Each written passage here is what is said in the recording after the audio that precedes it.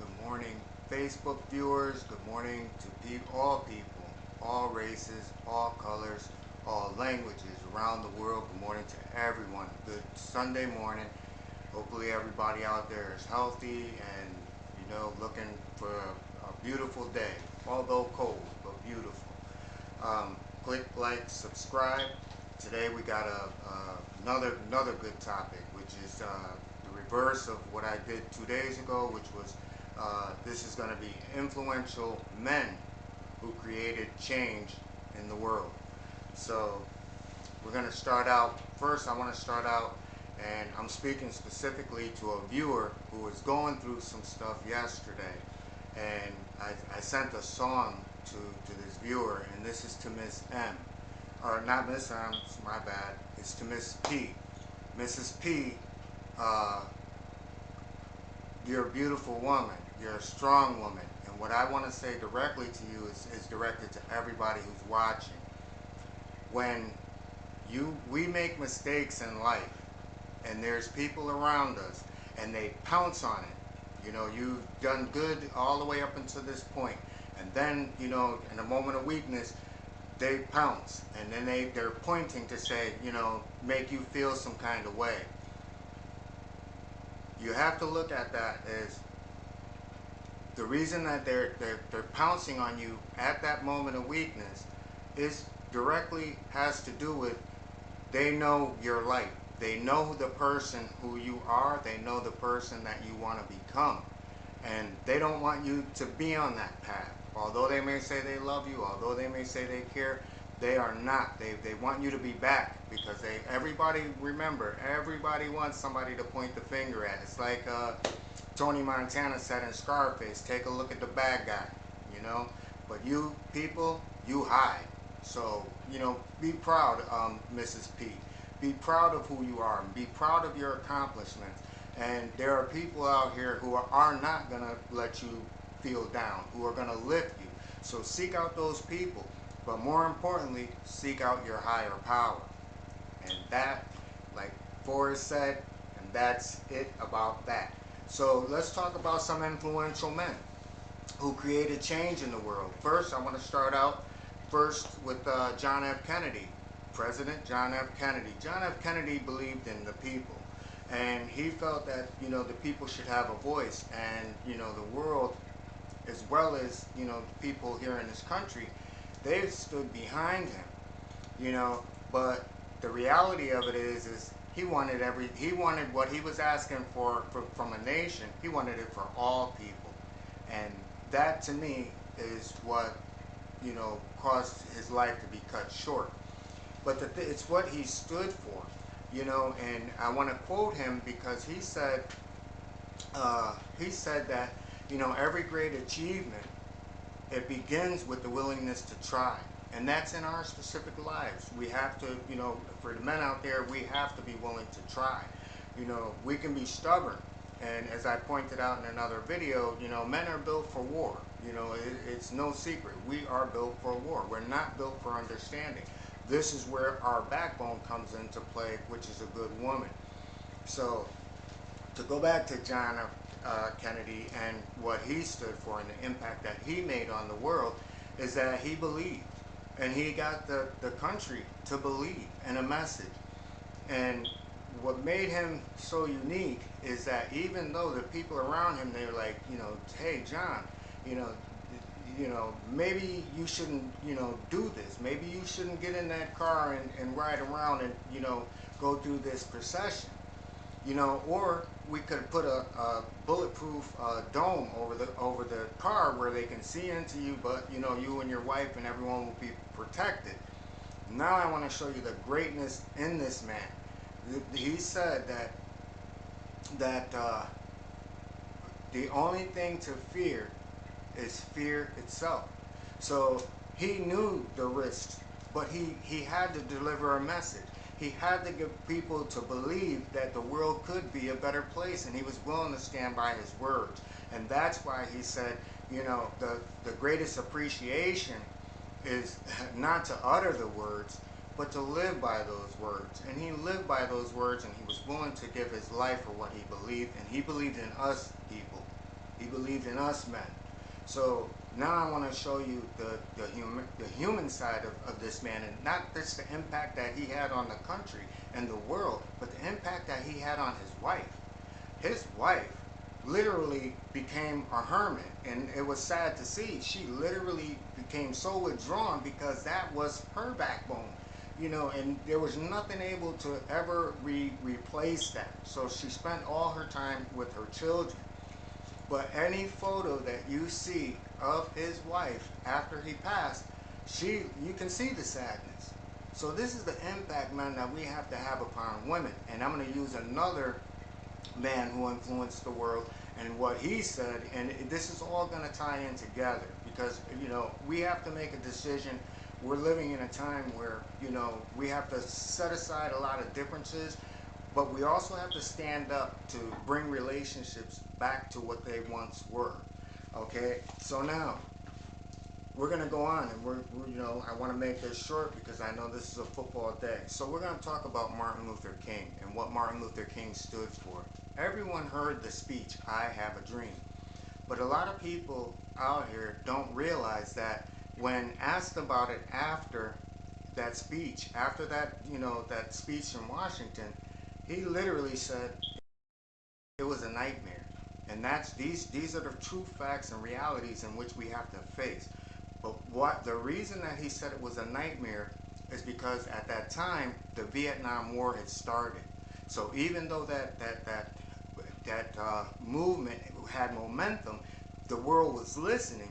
There was a war in play, and we're seeing this now. So don't be surprised that things don't happen because we have to go to war or something like that. Something will break out, so things slow down. But that's why he felt it was a nightmare, because all the world focus went somewhere else. And there's a good book that's called Wag the Tail, which is where pre-manufactured war started over controversy. So, but to get back to Martin Luther King, because his message is correct. Martin Luther King, after that speech, he focused on values and morals. Think about that. You can look up any interview that he did right before his assassination, and you will see he will constantly tell you, but let me quote his words: "There must be a revolution of values in this country. What advantage is there to integrate into a burning house?" It's prophetic. That's prophetic. What to integrate into a burning house? Didn't we just see a burning house? So we have to wake up to the reality that what these people were saying, it's not just words. They're things that we're seeing that they knew back in the 60s. So we have to wake up to this. So Martin Luther King himself thought values should be on the forefront. That values, not just and this is his words, not just within a person's home, but values in society. So he put emphasis on values, on morals, but not just the morals of yesterday. We had them. The people men in our age group, we had that growing up through the 70s and the 80s, and it wasn't to the infiltration of drugs and crack cocaine, but we all knew where all that came from. But it took us away from what our vision was and where we should be. That's why we don't have black leaders out here today who are investing in their communities, coming back to invest in their communities. But there are a few, and a few is not enough. A few is not going to create change. But we're living in a society now where we're looking for ways to bring one another down instead of lifting one another up. But I'm not going to let you take my words for it. Let's go on to the next greatest, one of the great men who influenced the world and created change in the world around us and did the impossible. And I'm going to spend some time with this guy. And the reason that I'm going to spend time with him is because his name is Barack Obama, President Barack Obama. And I was always at odds and disagreement with Barack Obama, but it wasn't until I started to research after he was out of office, what roadblocks, what was causing these things. And one of the things that I had mentioned, and to all the viewers, I still have that video on my playlist. But I apologize because I was wrong. Not that I was wrong, because at the time, with the facts and everything that was available at that time, even himself in this interview that I'm quoting, he did not deny it.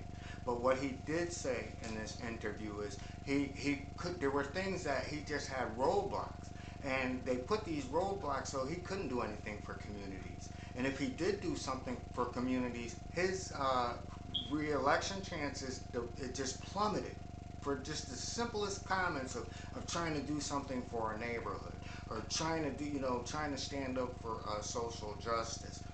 There were penalties to this. So he was facing roadblocks all along the way. And it wasn't until I researched, the legislations that he was trying to get passed so that it could make the world a better place, that I understood that there's something greater at work than what it is that we see what's going on.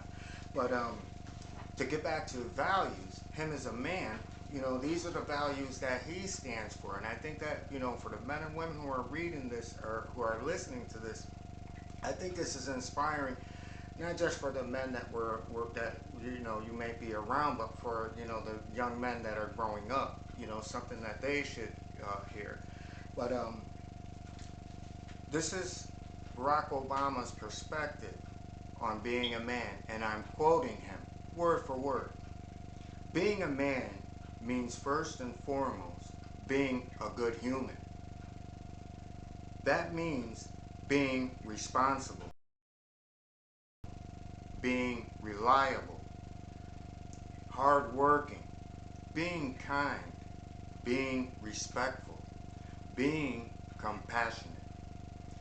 The notion somehow is being dependent on someone is you being able to put someone down instead of lifting them up, as opposed to supporting them. That is an old view, a view that young people are rejecting.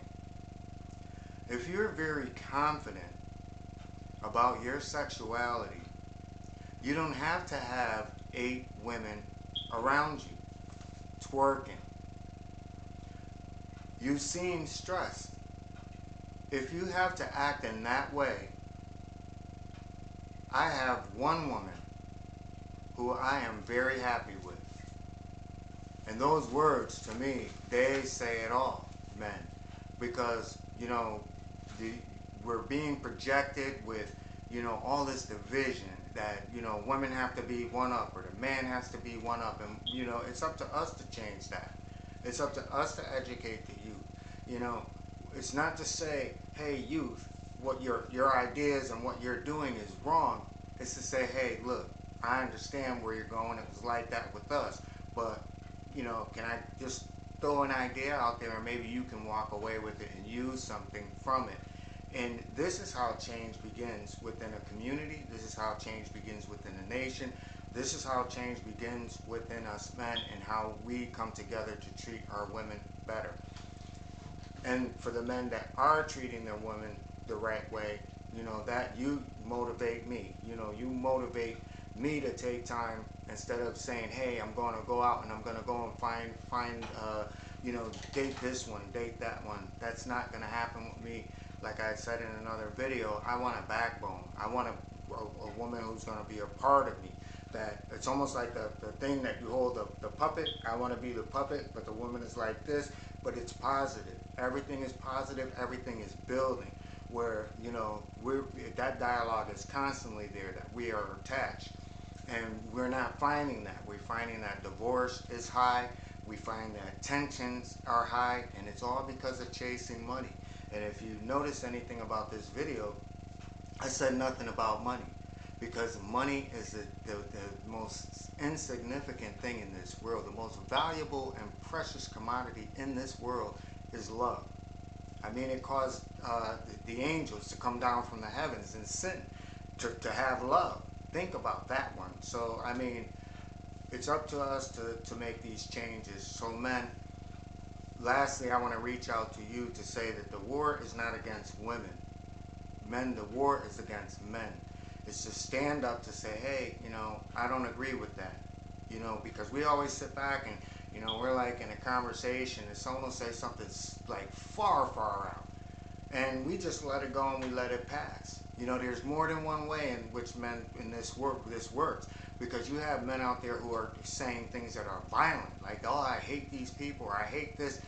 You know, you've been friends, but we're afraid to say, hey, you know what, look, that's not my perspective, and you know, I'm going to have to reevaluate what our friendship is, because if we don't take a stance, then we condone and we continue to allow these things to go forward.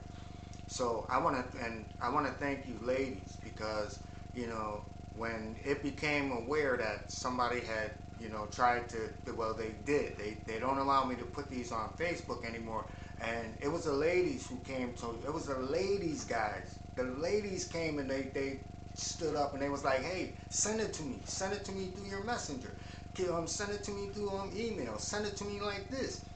So they're keeping the message going. They're not, you know, and men, we can't let things bring us down. And remember, hate is only a form of what a person lacks inside. Jealousy is what they wish to become. So anyone can become anything that they want to do.